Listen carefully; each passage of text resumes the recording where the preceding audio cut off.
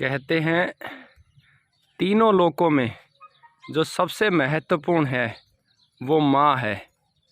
और ये नज़ारा देख के शायद आप समझ गए होंगे मैं क्या कहना चाहता हूँ। कहते हैं माँ तो माँ है, आखिर उस जैसा इस धरा पे कहाँ है। माँ जैसा कोई नहीं है। बछड़े की उम्र लगभग 2 वर्ष हो चुकी होगी और अभी भी माँ उसको दूध पिला रही है।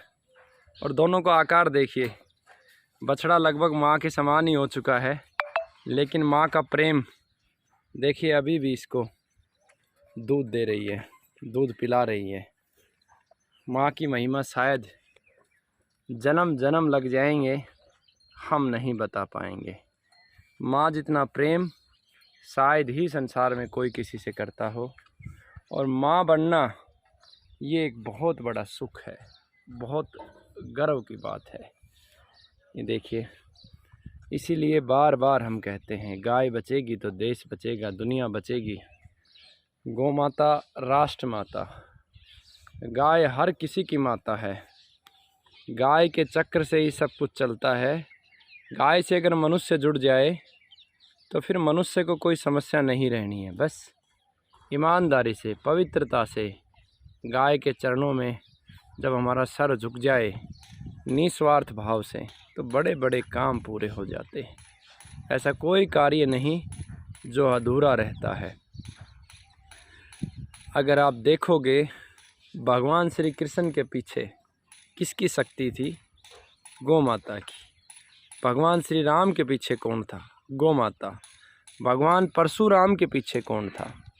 गौ माता। भगवान भोलेनाथ के पीछे कौन था? नंदी महाराज, जो गौ माता का ही पुत्र है। तो गाय इस समय संकट में है।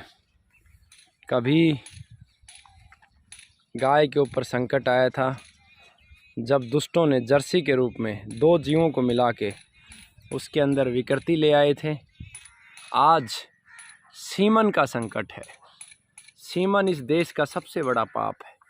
और ये इस बात को दर्शाता है कि भारत में शायद ही कोई जिंदा व्यक्ति है, सब मुर्दे हो चुके हैं। सीमन को लगवा रहे हैं। और डॉक्टरों पे भी मैं कहना चाहता हूँ कि आप भी शायद मुर्दा हो चुके हैं। इसीलिए आप अपनी अंतरात्मा को बेचकर वो सीमन लगा रहे हैं। और देश के प्रधानमंत्री से भी मैं प्रार्थना करता हूँ, इस पाप को तुरंत रोक दीजिए, इस पाप को तुरंत रोक दीजिए। भारत फिर से विश्व गुरु बन जाएगा। अन्यथा इतना बड़ा पाप आप कमा जाएंगे कि पूरी धरा प्यासी रह जाएगी, ज्ञान के अभाव में, संस्कार के अभाव में। वंदे मातरम, जय भारत।